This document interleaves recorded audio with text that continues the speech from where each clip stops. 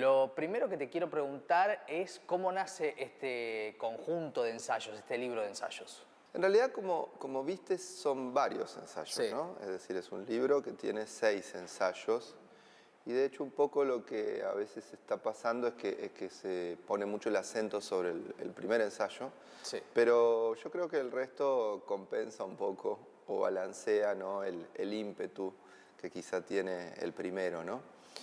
Fueron ensayos que fueron surgiendo a veces como intervenciones. El ensayo de literatura y trabajo surgió como en una discusión. El ensayo de corrección política me lo habían pedido de una revista en Colombia. El ensayo sobre la crítica y la lectura también surgió como una intervención en determinado momento, que leí una nota. Y los otros, por ejemplo, el primero, el de escritor profesional, surgió como una serie de anotaciones jocosas. En esto sí hay muchas cosas que comparto con Ari, ¿no? que charlamos y nos burlamos, por supuesto, ¿no? En el gremio, del gremio. Sí. Nosotros que también estamos en el gremio, ¿no? Entonces empecé como a tomar nota de ciertos tics o gestos que yo veía que se repetían en un montón de autores.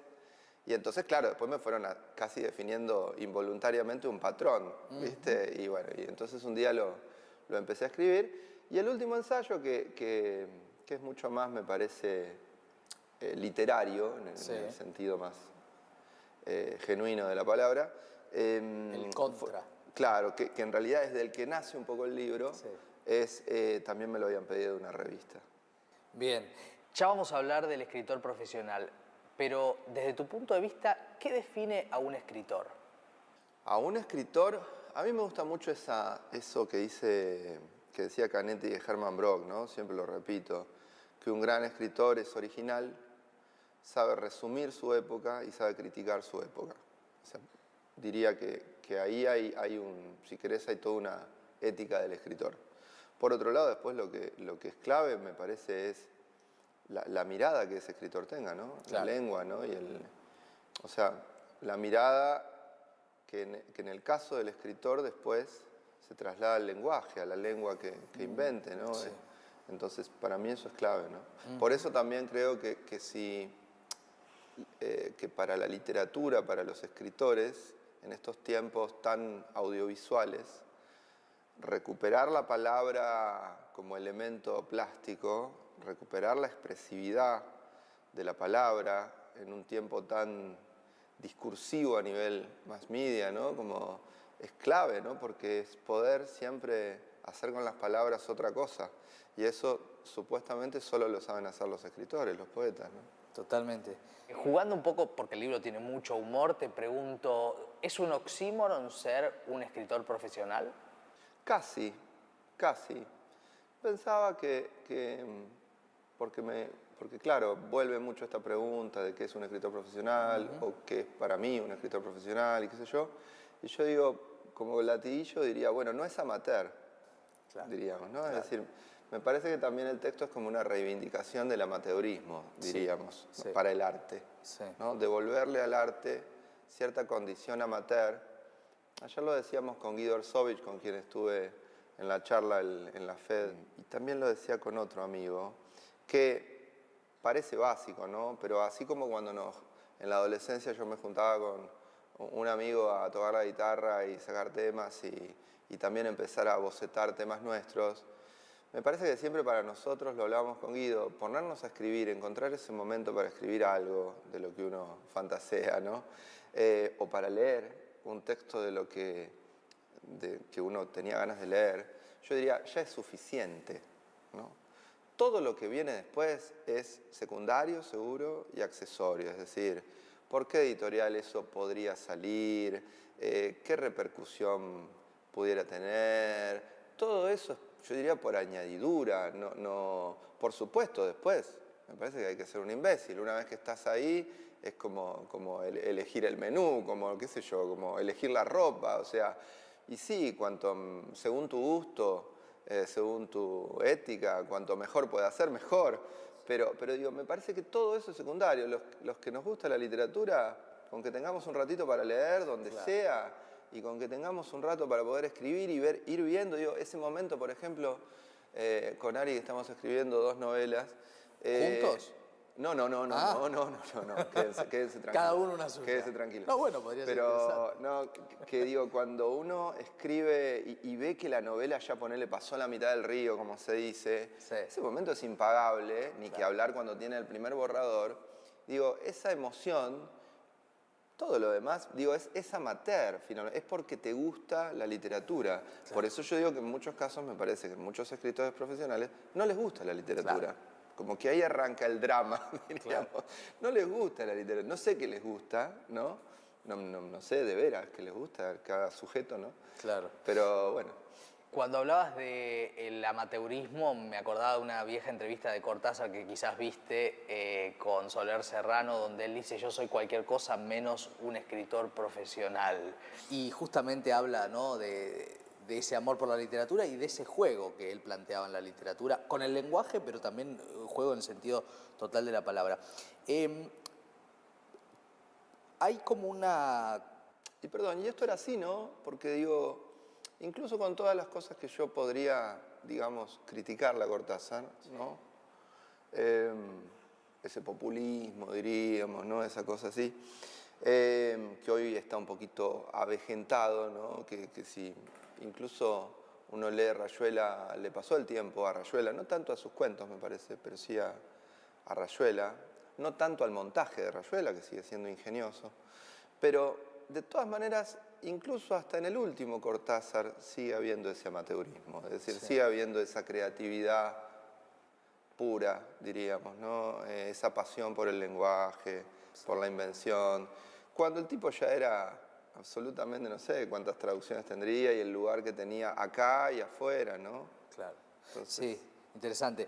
En relación a lo que venís diciendo, quería como plantear una dicotomía, ¿no? La soledad de la lectoescritura versus, voy a inventar una palabra, el pavo-realismo de las redes sociales y la imagen. Digo, es una tensión, ¿no es cierto?, de nuestro tiempo. Sí, sí, todo el tiempo que se va ahí, toda la intensidad, todo el malentendido después que eso genera también en relación a la obra, diría, a los textos, ¿viste? Como genera como dicotomías, mareos muy raros en relación a cuando vos ves esa profusión de la figura de autor, diríamos, ¿no? Es decir, ves al autor tanto y al autor casi siempre encarnando algún tipo de personaje muy armado, incluso diría muy mal armado, porque supongo que un guionista lo armaría mejor, pero armado siempre con un poco de torpeza por el autor, digamos. Y entonces, siempre digo que un poco pareciera que esa figura de autor fuera como el manager del escritor, ¿no? Claro. Al que ves todo el tiempo, ¿no? Como si se llevaron a Diego y nos dejaron a Coppola nada más todo el tiempo, ¿no?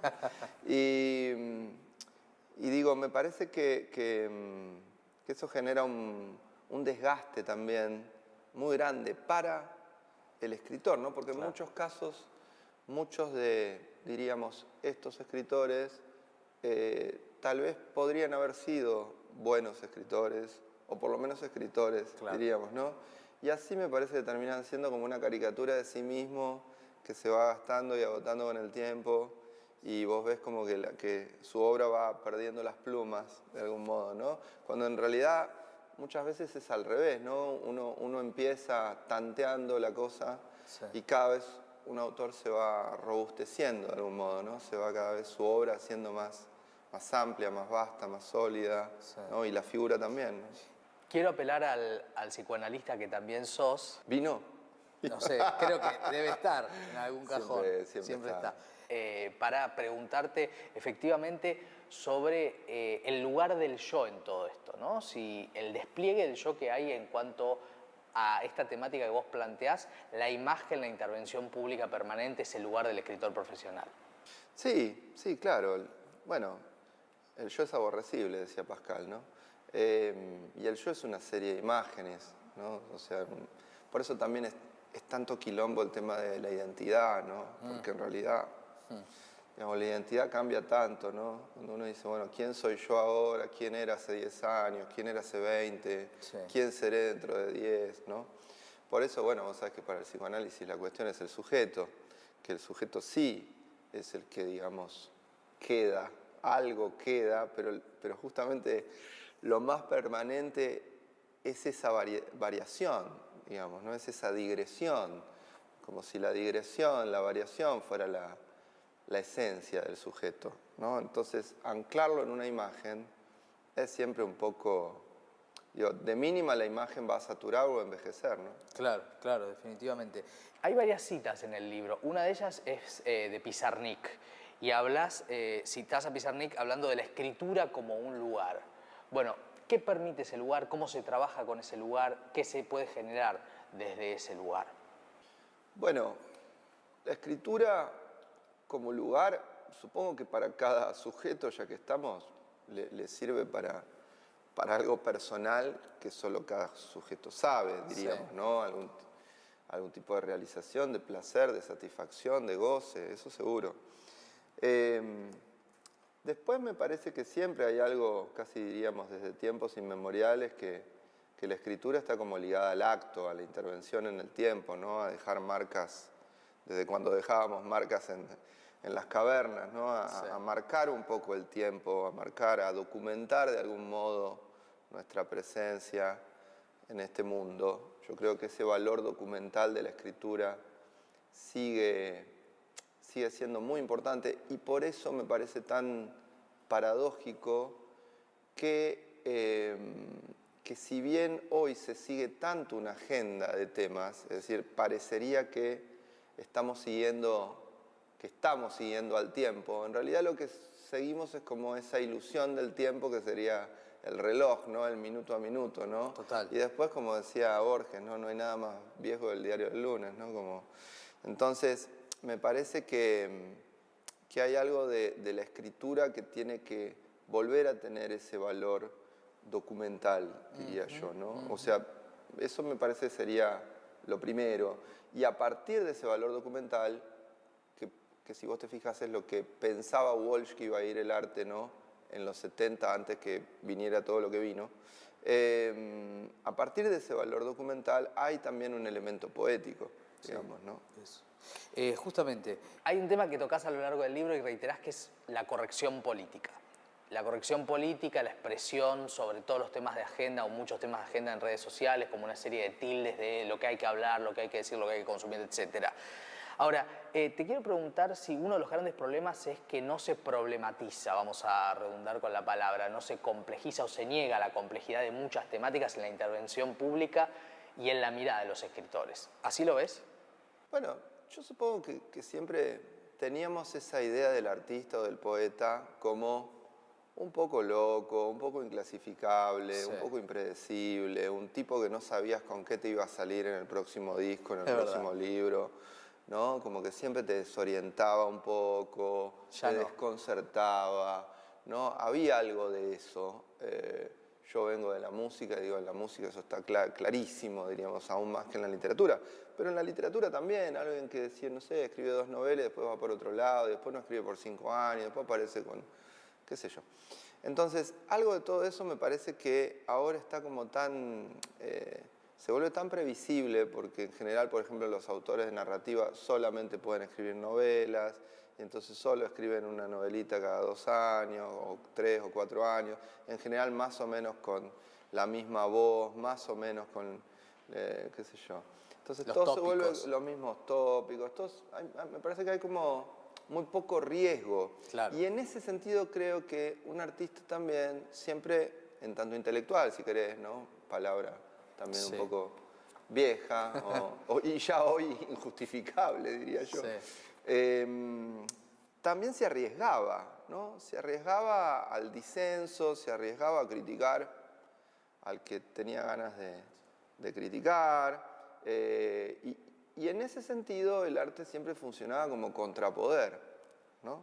Es decir, como si un poco como el bufón del poder, en el sentido de que podía decirle al emperador que iba desnudo, digamos, ¿no? Ese poder de fuego del artista me parece que se perdió mucho, ¿no? Y no ya porque dijeras, bueno, tal o cual artista que participa en política o que se afilia de algún modo, que sabemos que los hay, ¿no? Con tal o cual partido, ¿no?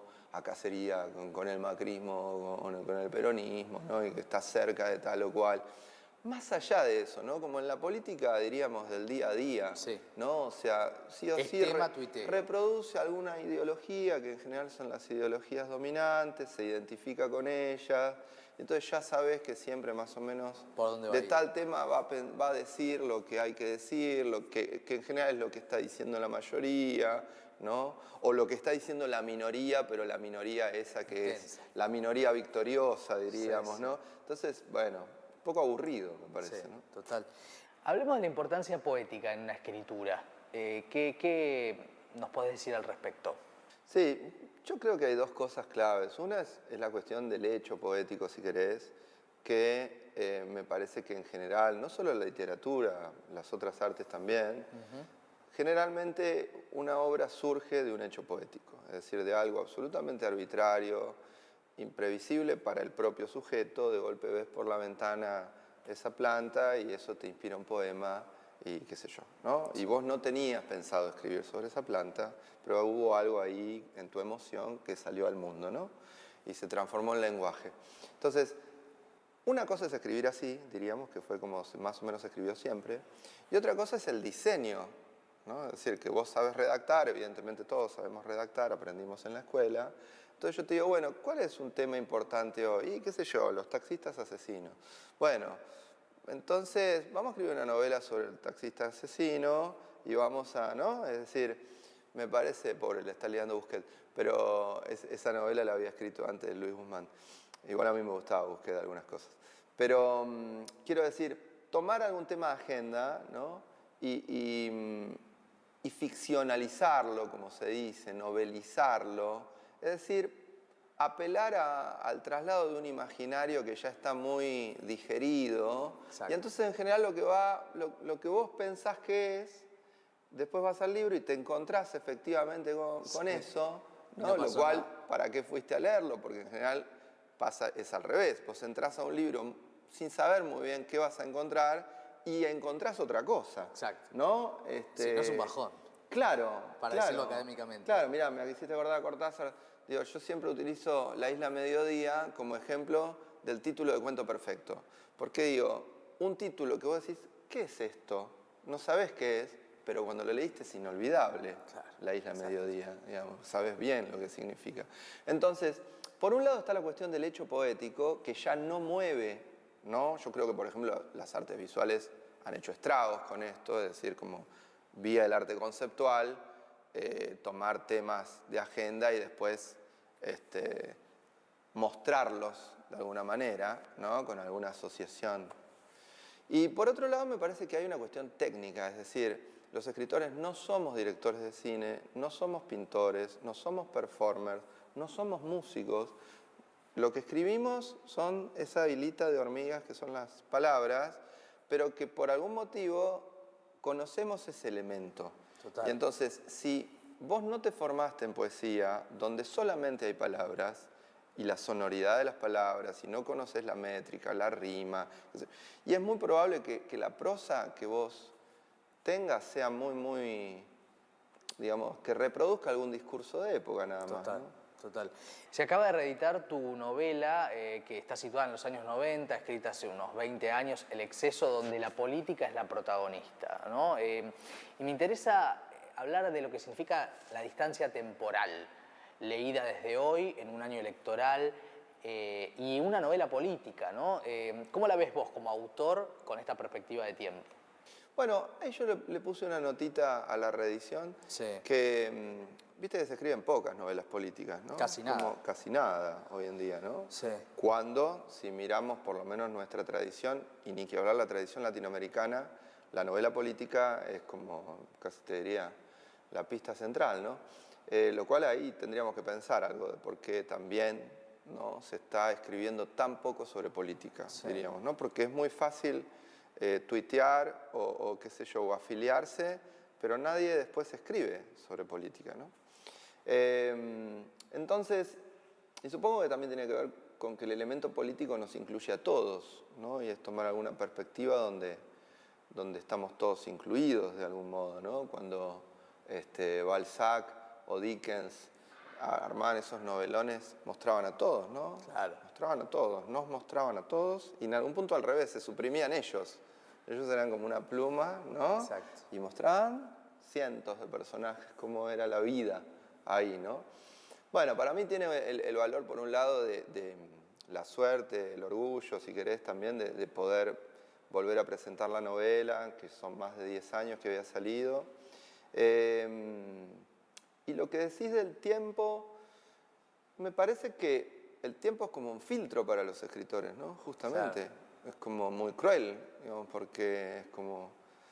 es un filtro en el cual hay cosas que van quedando y cosas que no, diríamos. O sea, que en ese sentido yo digo, bueno, ahí donde voy envejeciendo ineludiblemente, que por ejemplo pueda salir esta novela, para mí está bueno, porque quiere decir que mínimamente la novela todavía se sostiene, digamos, el Claro. lenguaje el lenguaje que está ahí, que yo escribí hace 15 años, todavía puede tener quizá algún valor. Sí. Y me encanta que haya salido en un año político, porque creo que con 40 años de democracia, yo diría, la fiesta de estos 40 años tendría que ser una grandísima autocrítica, diríamos, ¿no? Es decir, me parece que hay muy poco para festejar, o sea, digamos, me parece que es al revés, ¿no? Habría que pensar muy bien qué hicimos con estos 40 años de democracia, ¿no? Y bueno, me parece que está bueno. Definitivamente. Edgardo, muchas gracias. No, por favor, gracias a vos.